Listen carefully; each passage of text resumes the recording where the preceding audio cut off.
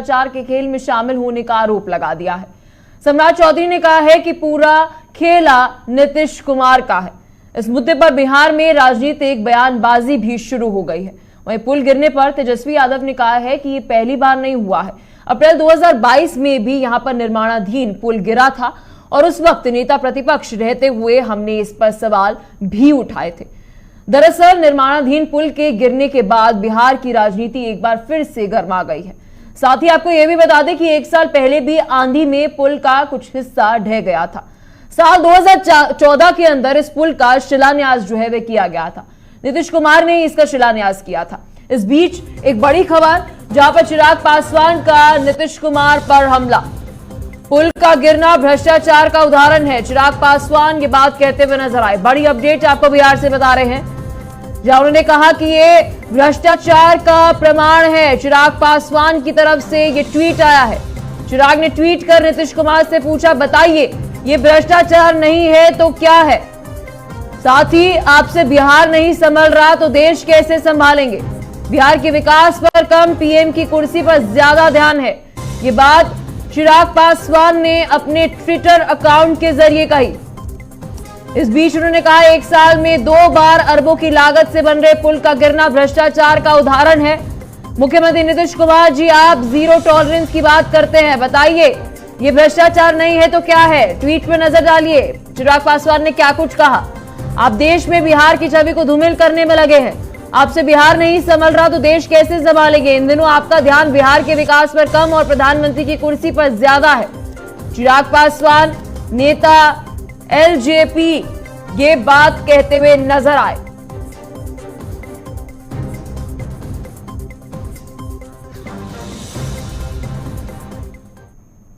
तो इस बीच पक्ष और विपक्ष की इसी मुद्दे पर क्या कुछ प्रतिक्रिया सामने आ रही है, एक नजर वहां भी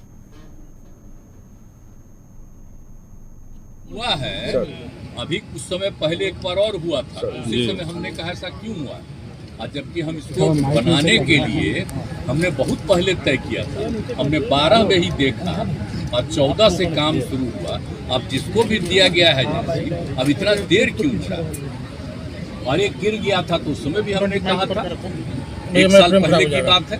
और फिर जब 2 हो ये फिर गिरा है, कल ही हमको पता चला है कि तुरंत हमने विभाग के सब लोगों को कहा कि जाकर के देख लीजिए और तुरंत एक्शन लीजिए। ये कोई तरीका नहीं, अब तक तो हो जाना चाहिए था जी। 8 वर्ष समय बहुत हो गया है, देर हुआ है, तो काहे के लिए ऐसा कोई होता है, एजेंट कोई बना रहा है, इतना देर क्यों कर रहा हूँ? 30 अप्रैल 2022 को आंधी आने के कारण से जो सुपर स्ट्रक्चर का जो सेगमेंट था वो गिरा था, और आप सब लोगों को पता होगा उस समय हम विपक्ष के नेता रहे, ऑपोजिशन लीडर रहे, और हमने इस पे सवाल उठाए थे। जब पहली बार ये घटना हुई थी, जब हम नेता विरोधी दल थे, तो उस समय जो सेगमेंट जो टूटा था उसको लेकर के हम सब लोग आशंका में थे, शक में थे कि भाई इसकी पूरी तरीके से, चाहे स्पैन हो, स्ट्रक्चरल हो, सारे सेगमेंट्स की जो है हम लोग जांच करा लें,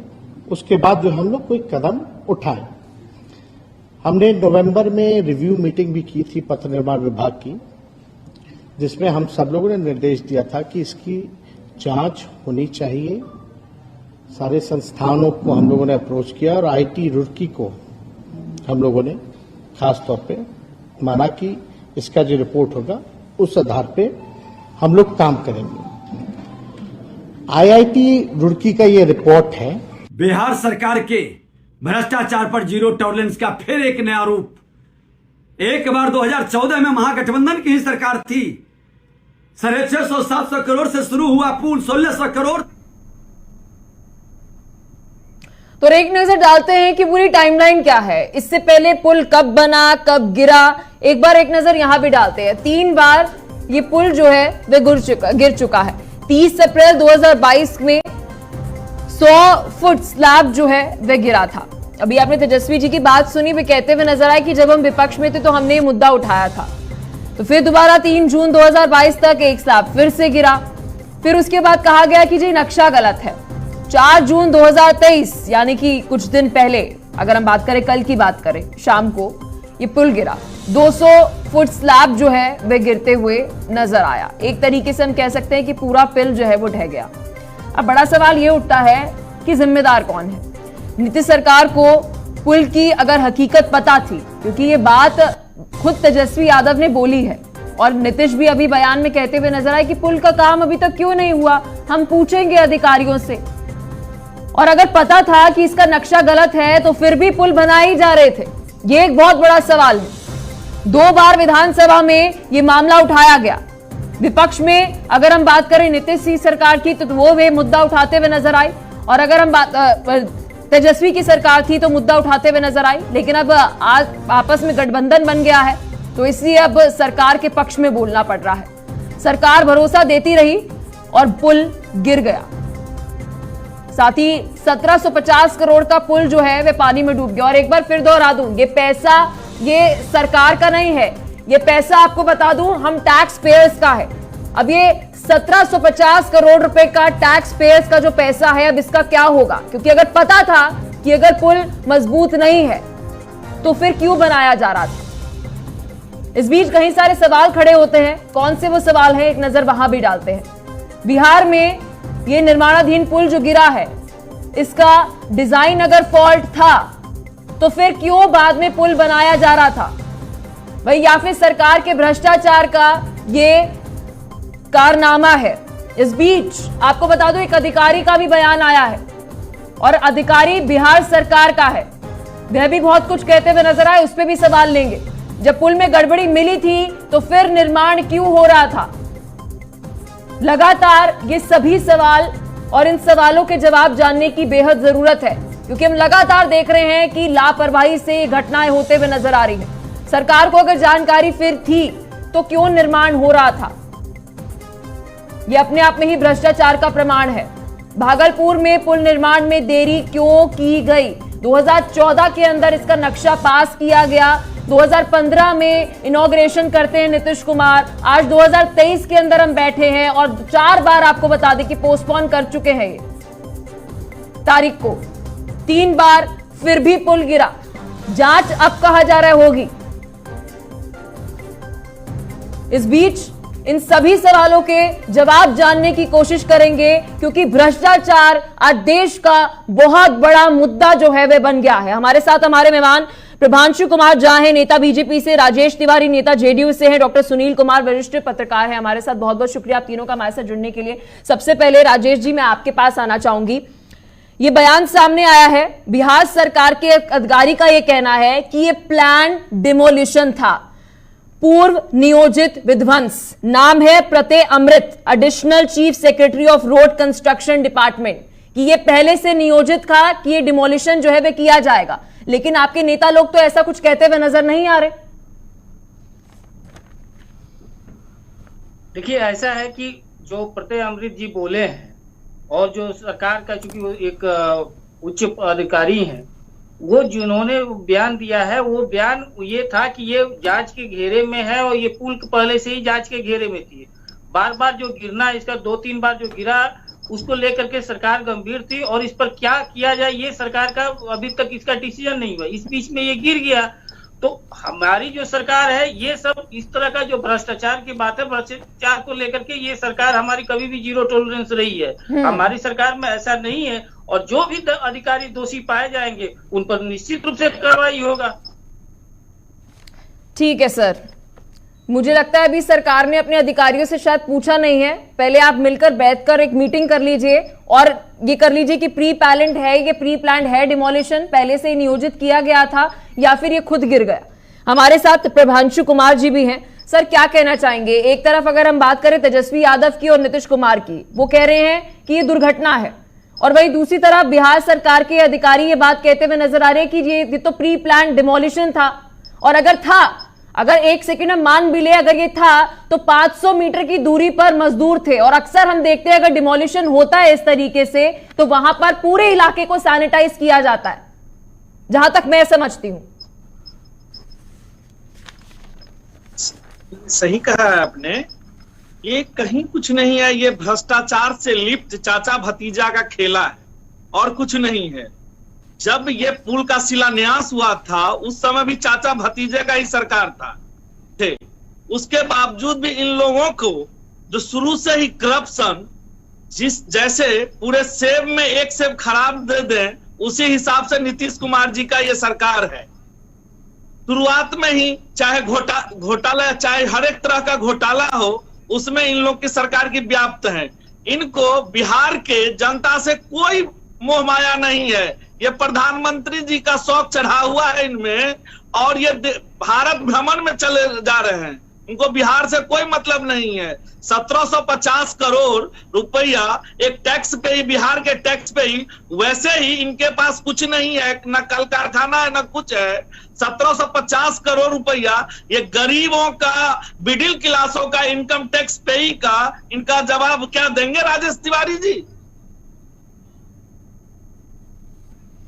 डॉक्टर सुनील जी, आप क्या कहना चाहेंगे? क्योंकि एक तरफ सरकार कुछ कह रही है, सरकार के अधिकारी कुछ कह रहे हैं। अब बड़ा सवाल ये होता है कि नीतीश कुमार जो रेल मंत्री के इस्तीफे की मांग कर रहा है, अभी बिहार के अंदर हम किसके इस्तीफे की मांग करें? कौन जिम्मेदार है? किसकी जवाबदेही है? देखो पलक, सबसे पहले तो ये है कि जो नक्शा पास हुआ 2014 में और नक्शा पास के बाद जो शुरुआत हुई उस एजेंसी पर कार्रवाई हुई कि नहीं हुई।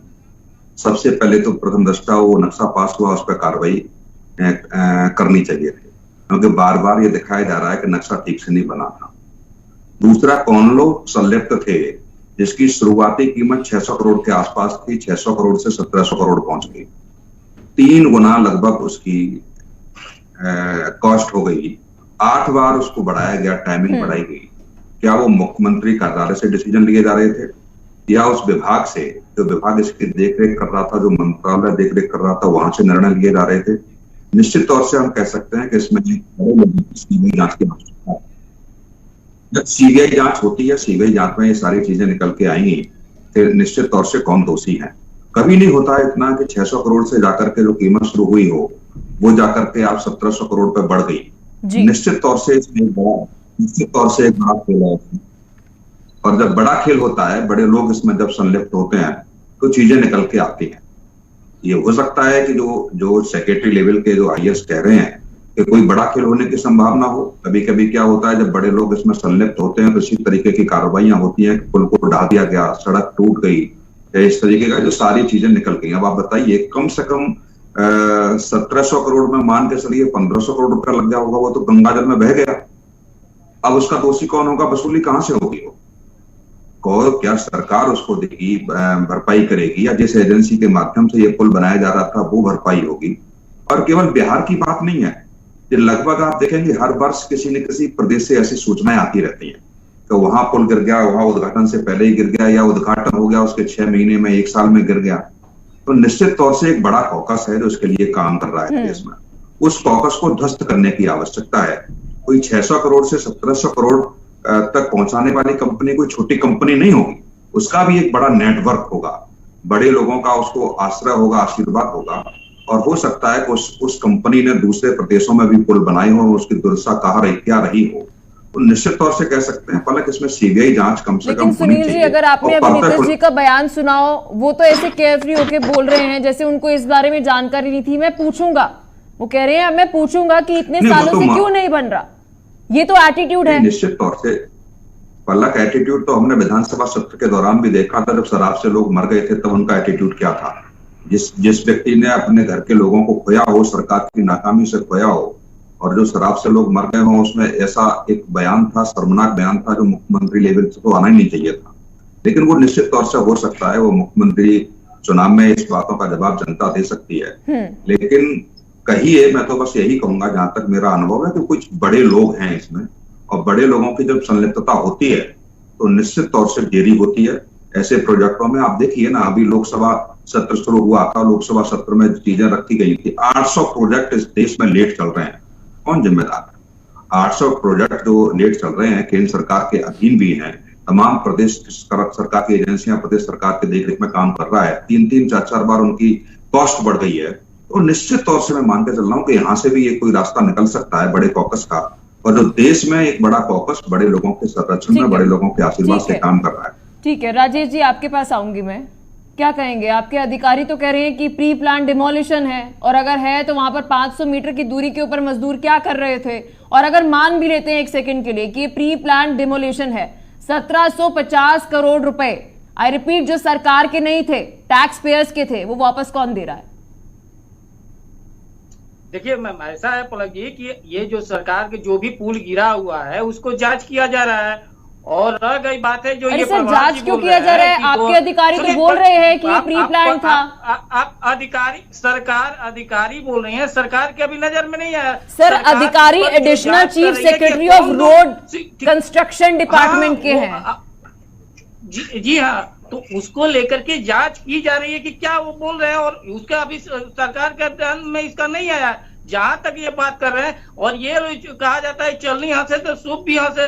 अब ये लोग बोल रहे हैं जो घड़ी का कंपनी को जो दे देते हैं पुल, जिसमें इतने लोग मर जाते हैं, इनके नेता जो होते हैं ड्रेस चेंज करते हैं। अरे सर, अभी आप अपने लिए बात करिए।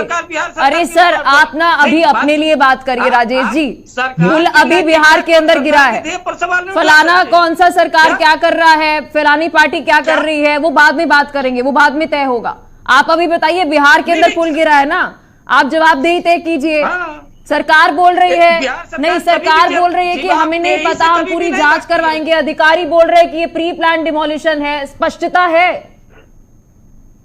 एकदम स्पष्टता है, क्योंकि आपको सरकार का जो भी बात है वो सरकार पर विश्वास है ना। और सरकार इस तरह से बिना तथ्य के जांच किए हुए कैसे जवाब दे देगी यहाँ ये हुआ है और ये नहीं हुआ है? क्योंकि बिहार सरकार की नैतिकता और वो अपनी नैतिकता पर खरे उतरती है। ये लोग साथ में थे तब इन लोगों का कोई, ये बीजेपी का दिक्कत ये थे कि अपने अनुसार से ये परिभाषा गढ़ती है। जब ये साथ में थे तो ठीक था, तब गिरा तब ठीक था, और आज गिर रहा है तो ये सरकार का नाकामी होता है। इनके नेता जो है प्रधानमंत्री वास्को डिगामा पूरा देश विश्व भर में भ्रमण करते हैं, तो इनको कोई दिक्कत नहीं है। और ये अभी प्रधानमंत्री से बात ये कर रहे हैं। Rajesh ji, additional chief secretary का मतलब समझते हैं आप? एडिशनल चीफ सेक्रेटरी सीधा सीधा मुख्यमंत्री से संबंध होता है, उसके नहीं मुख्यमंत्री और उसके समझते तो नहीं नहीं बोलते आप। सुनील जी समझते तो नहीं बोलते आप। ठीक है राजेश जी, बोलिए। पढ़ते अमृत जी जो है ना, वो बहुत अच्छी तरह से हम जानते हैं, और अच्छे व्यक्तिगत संबंध होते हैं। वो नाम से नहीं जानना चाह रहा हूँ मैं, तो सिर्फ आपका क्या है, मैं तो सिर्फ राजेश जी ये कह रहा हूँ कि ठीक है, एक समय पर एक व्यक्ति बोले। राजेश जी जवाब दीजिए। एडिशनल चीफ सेक्रेटरी, बीजेपी के जो एडिशनल लोग चीफ सेक्रेटरी का मतलब बीजेपी के बोलने का तो अधिकार नहीं है। ये लोग पहले अपने राजेश जी, आप इधर बातें मत घुमाइए। जो सवाल आपसे पूछा वो सवाल का जवाब दीजिए। आपके अधिकारी ऐसा बयान दे रहे हैं, लेकिन आपके क्या कहते हैं सीएम कुछ और बोल रहे हैं, डिप्टी सीएम कुछ और बोल रहे हैं। क्या सीएम द्वारा बोला गया है कि जांच करवाई जाएगी, और जबकि अधिकारी ये बोल रहा है कि ये तो प्री प्लान डिमोलिशन है, और अगर प्री प्लान डिमोलिशन है तो जांच का विषय ही नहीं बनता। आप सरकार का जो निर्णय हो रहा है, सरकार क्या बोल रही है, सरकार के मुखिया क्या बोल रहे हैं, उस पर आप विश्वास करेंगे और उसका निर्णय रहेगा कि तब तो आप निर्णय लीजिए ना। जो आपका दिल्ली में जो रेलवे का रेल का जो घटना घटा हुआ है, या गुजरात में जो घटना घटा, उसको आपका अधिकारी क्या बोल रहे थे उस समय? तो इनके प्रधानमंत्री अरे सर, वहां तो अधिकारी ने बोल दिया आप सीबीआई जांच कराइए। सर, उन्होंने अधिकारी ने तो बोल दिया। नहीं, रेल अधिकारियों ने तो बोल दिया। सर, आप अभी बिहार के अंदर जो पुल गिरा है उस पर आप डिबेट करिए। ये क्या रेल की डिबेट पर आपको बुला लूंगी मैं, लेकिन आप अभी बताइए। नहीं सर, आप अभी बात करिए बिहार के अंदर क्या हो रहा है। आंच नहीं उठाना चाहिए। नहीं हाथ। सर एक सेकंड, क्यों नहीं जवाब उठाए? नहीं, क्यों जवाब ना मांगे आपसे हम? 1750 करोड़ रुपए टैक्स पेयर्स के पैसे, और आप कुछ भी बोल रहे हैं सर, आप कुछ भी बोल रहे हैं। ऐसा नहीं प्रभांशु जी क्या कहना चाहेंगे? क्या सरकार के अंदर कोई कोऑर्डिनेशन दिख रही है? ठीक है राजेश जी। प्रभांशु जी, आप क्या कहना चाहेंगे? सरकार के अंदर कोई कोऑर्डिनेशन दिख रही है? अधिकारी कुछ कह रहा है, मंत्री जी कुछ कह रहे हैं, कहीं से कुछ दिखाई नहीं दे रही है। सिर्फ और सिर्फ करप्शन दिखाई दे रही है। ये चचा भतीजे का सरकार जब आई है, तब करप्शन राजेश जी आप बीच में हम नहीं बोल रहे थे तो मत बोला कीजिए। बोलिए प्रभात। सिर्फ करप्शन दिखाई दे रही है, ठीक है सर, आप बड़प्पन करप्शन दिखाई दे रही है और बोलिए बाकी प्रभात कुछ दिखाई नहीं दे रही है। बोलिए प्रभात इससे पहले भी चाहे मॉल घोटाला हो, जमीन को कुछ 4 साल के लिए आए थे तो मॉल घोटाला, चाहे बहुत सारे घोटाला भतीजा के द्वारा हुआ। भले चाचा चुप बैठते हैं, मजबूरी है, प्रधानमंत्री बनना है चाचा को, मजबूरी है। ठीक है करेंगे क्या? ठीक है प्रभांशु जी, एक सवाल मेरा आपसे भी है। ठीक है प्रभांशु जी, एक सवाल सुन लीजिए आप। आरजेडी का कहना है 217 से लेकर 2022 तक सबसे ज्यादा जब इस पुल का काम हो रहा था, कंस्ट्रक्शन जब सबसे ज्यादा हुई थी, आपके बीजेपी के नेताओं के अंडर ये विभाग था, उस वक्त ये काम हो रहा था। मंगल पांडे, नंद किशोर और साथ ही नितिन नवीन जो है इसका काम देख रहे थे, बीजेपी के नेता थे। बोलिए। जी उस समय जो काम हो रहा था वो काम, और अभी जो इन लोग की तरफ से 13 तारीख से जो काम हुआ, अरे राजेश जी मैं सवाल पूछ रही हूँ ना, आप इधर आके मेरी कुर्सी पे बैठ जाइए। और वो काम बहुत सारे अंतर। ठीक है, बोलने दीजिए उनको। पूछा ना मैंने सवाल, बोलिए। सुनील जी ने सही कहा है, जब 600 करोड़ जब इसकी बजट रखी गई थी तो इनको चचा भतीजे के सरकार में 1750 करोड़ क्यों किया गया? इसका जवाब दें। अरे सर, कंस्ट्रक्शन तो आपकी सरकार, ये करप्शन नहीं दिखाई दे रहा है ना सर। बीजेपी के नेताओं के जब समय में जिम्मेदारी थी तो कंस्ट्रक्शन तो तब हो रही थी ना, अलॉटमेंट तब हुई थी ना, बजट तब पास हुआ था। रोक दिया गया था, काम भी रोक दिया गया था, और रुड़की वाले को, IIT रुड़की को दिया गया था काम, इसको निरीक्षण करने के लिए। सुनील जी क्या कहना चाहेंगे? अभी भी सरकारी काम ही लग रहा है, अधिकारी कुछ, विपक्ष कुछ, पक्ष कुछ, सब अपनी बात कह रहे हैं और कह रहे हैं तू जिम्मेदार है। देखो पलक, 2 चीजें हैं। एक तो एडिशनल चीफ सेक्रेटरी होता है, वो जो भी बोलता है समझिए उसको मुख्यमंत्री बोल रहा है, क्योंकि एडिशनल चीफ सेक्रेटरी और मुख्यमंत्री के बीच का चीफ सेक्रेटरी होता है। उस चीफ सेक्रेटरी का काम बटा होता है, सारे विभागों को मैनेज एडिशनल चीफ सेक्रेटरी करते हैं, प्रमुख सचिव लेवल से बड़ा पद है। तो जो भी एडिशनल चीफ सेक्रेटरी ने कहा है, मानिए वो मुख्यमंत्री कह रहे हैं, या दोनों के बीच सामंजस्य नहीं है किसी भी मुद्दे को लेकर के, तो निश्चित तौर से इसकी समीक्षा हो चाहिए।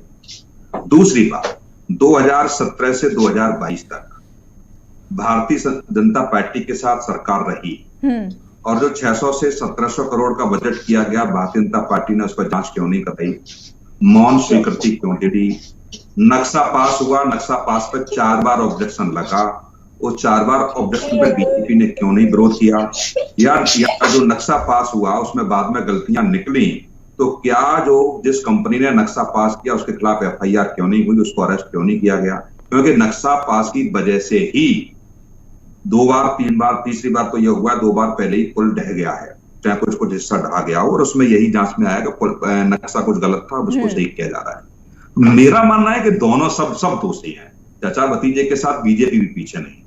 यदि बीजेपी का कार्यकाल 2017 से 22 तक रहा और मंगल पांडे और नंद किशोर जैसे नेता मंत्री रहे उस विभाग के, तो निश्चित तौर से उनको भी सवाल खड़ा करना चाहिए था कि आखिर में इतनी कॉस्ट कैसे बढ़ गई और समय से ये प्रोजेक्ट पूरा क्यों नहीं हुआ। 2019 तक जिसको पूरा होना चाहिए था, 2019 और 2022 तक का 3 साल एक्स्ट्रा आप रहे हैं उसमें, तो आपने क्यों नहीं सवाल खड़े किए कि 2019 तक क्यों कंप्लीट ये प्रोजेक्ट नहीं हुआ, क्या वजह थी?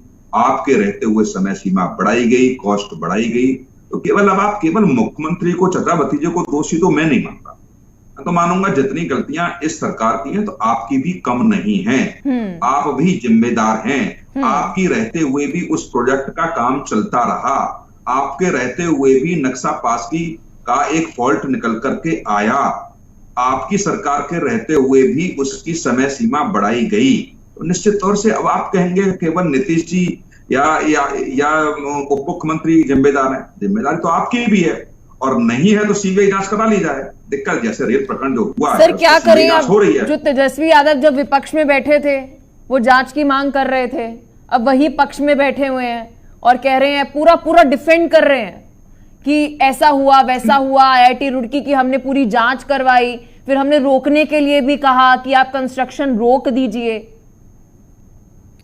नहीं, मैं वही कह रहा हूँ ना, कोई भी पक्ष, चाहे तेजस्वी हो, चाहे नीतीश जी हो, चाहे बीजेपी के नेता रहे हो, नंद किशोर जी रहे हो, मंगल पांडे, कोई पीछे नहीं है इसमें। और मैं तो कहूंगा कि चोर चोर मौसेरे भाई, सब मिल बांट के खा रहे थे। अब ऐसा हादसा हो गया है तो अब वो उसके सिर पे, वो उसके सिर पे लेंगे। 3 गुना जिस कॉस्ट का बढ़ गया दाम, आप सोते रहे, आपने एक भी सवाल खड़ा नहीं किया। समय से कोई प्रोजेक्ट पूरा नहीं होता, आप सवाल खड़े नहीं होते हैं। प्रधानमंत्री इसी को लेकर के बार बार चैलेंज करते हैं प्रोजेक्ट पूरे हो जाए। और मैंने अभी कहा 800 प्रोजेक्ट लेट हैं। 800 प्रोजेक्ट का आप देखेंगी 40,000 करोड़ से ज्यादा पैसा खर्च सरकार का करना पड़ रहा है एक्स्ट्रा। यदि वो समय से पूरे हो जाते 800 प्रोजेक्ट तो 40,000 करोड़ सरकार का बचता। यदि ये समय से प्रोजेक्ट 2019 में पूरा हो गया होता तो मुझे लगता है वो 1700 करोड़ पर कॉस्ट नहीं जाती। ये पैसा इतना कैसे बढ़ा? तो ये तो सब हम भी जानते हैं, हमने भी पत्रकारिता की है कि किस तरीके से डिले किया जाता है काम को, और डिले करने के बाद फिर कैसे दाम बढ़ाए जाते हैं। ये सब कॉकस काम करता है, या हमसे भी नहीं छिपा है। लेकिन उस कॉकस को कब तक नहीं तोड़ पाएंगे? कब तक ऐसा कॉकस काम करता रहेगा? कब तक इस देश को लूटता रहेगा? ये सवाल खड़े होते हैं। राजेश जी, क्या कहना चाहेंगे? क्या सरकारें भूल गई हैं, किसी की भी सरकार हो, मैं नंबर में नहीं जा रही हूं, नाम में नहीं जा रही हूं, कि आपका काम जनता के लिए काम करना है, चुनाव जीतना नहीं है, विपक्षी एकजुटता नहीं है? जी राजेश जी। देखिए, ये अपना अपना सोच होता है। विपक्ष के एकजुटता के कहिए या विश्व के भ्रमण पर कहिए, ये अलग बात है। ये अपना अपना सोच होता है, उसको कहने का होता है कि किस तरह से है।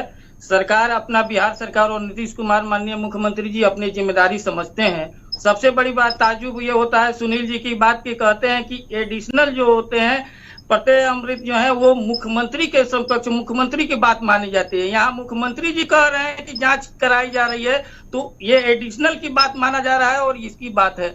दूसरा बात है कि सरकार की जहां तक बात है, 3 इसके पूर्व मंत्री जो भाजपा के थे, वो भाजपा के इन लोगों पर कोई सवाल नहीं उठाता। ये कहा जा रहा है कि तेजस्वी यादव विपक्ष में थे तो इस समय अरे तो सर, आपकी नई अलायंस बनी, ये भी तो कह सकते, जब आपकी नई अलायंस बनी तो आप काम रोक देते। नहीं सर, आप काम रोक देते।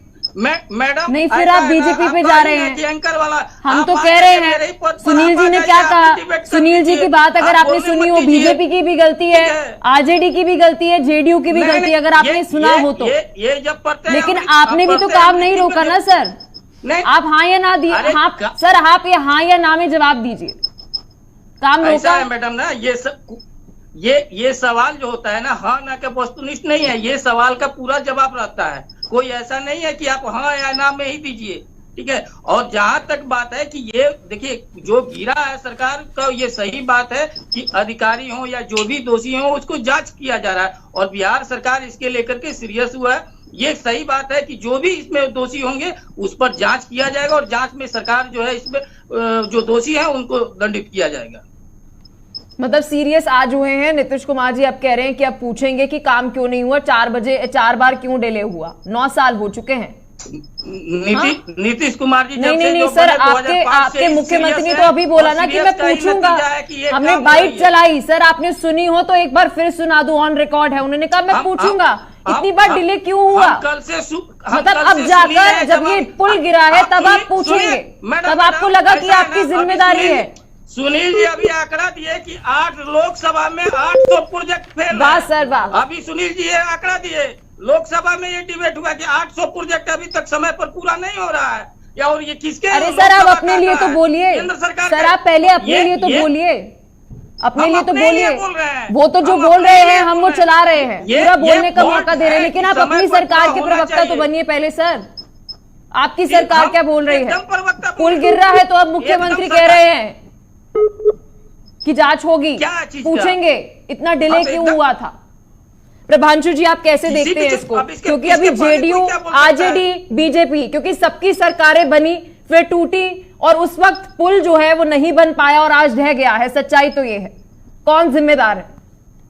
देखिए, नैतिक जो भी इसमें गलत किए हैं, नैतिकता ये बनती है जो अपनी अपनी गलतियां एक्सेप्ट करे, सबसे बड़ी बात ये। और दूसरी बात, अभी माननीय मुख्यमंत्री जी अभी कह रहे हैं जो उसको सोचेंगे या इसको दिखलाते हैं उस समय जिस समय नक्शा अगर गलत बना था उस समय क्यों नहीं उनकी नजर पड़ी उस पर?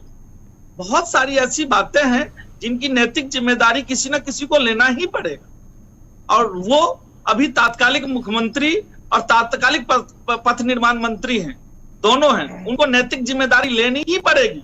जो ये गलती या भ्रष्टाचार चाहे उस किसी स्तर से उसको जांच करवा ले, लेकिन नैतिकता तो उन लोगों को लेनी ही पड़ेगी, चाहे जो कोई हो इसमें संलिप्त, नैतिकता जिम्मेदारी लेनी ही पड़ेगी। सर, नैतिकता आपकी सरकार भी तो दिखा सकती पुल नहीं था, सर, जिम्मेदारी 2017 से 2022 के अंदर बीजेपी नेताओं की थी उस वक्त। हम निश्चित रूप से बोल रहे हैं, जिसकी गलती उसकी नैतिक जिम्मेदारी बनती है। अगर जो भी हो इसमें नैतिक जिम्मेदारी उसकी बनती है अपनी गलत। आज ये था, उस पर चलायमान नहीं था, अगर चलायमान रहता तो सैकड़ों गाड़ियां उस पर चलती, सैकड़ों लोग चलते, किस तरह की घटना होती, मानवता संसार हो जाती वहां पे। तो नैतिक जिम्मेदारी तो लेना ही पड़ेगा। सुनील जी, क्या कहना चाहेंगे? ये केवल और केवल क्लियर केस किसी चीज का नहीं है, भ्रष्टाचार का है। कोई इसमें दो राय है ही नहीं है, और ये जांच के बाद तथ्य निकल के आएंगे।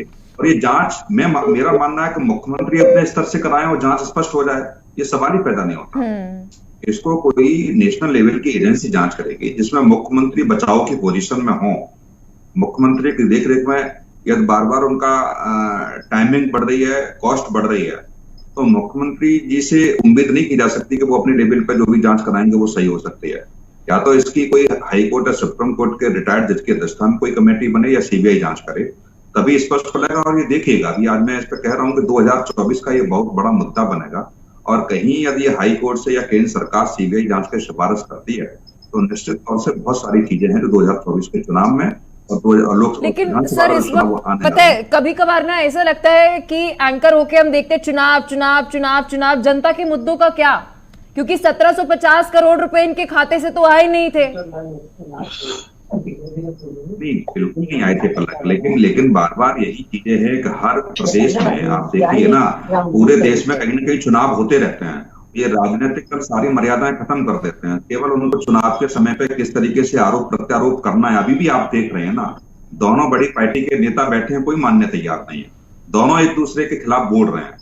तो जब ऐसी स्थिति है, और जबकि दोनों की सरकार में सहभागिता रही है, दोनों के नेताओं के रहते हुए प्रोजेक्ट चालू रहा है, और दोनों नेता मानने तैयार नहीं, तो ये तो अब फिर तो जनता के बीच चीजें जाएंगी, और जनता वोट के माध्यम से निर्णय लेती है कौन सही है कौन गलत है, तो कोई भी राजनीतिक दल मानने के लिए तैयार नहीं होता है।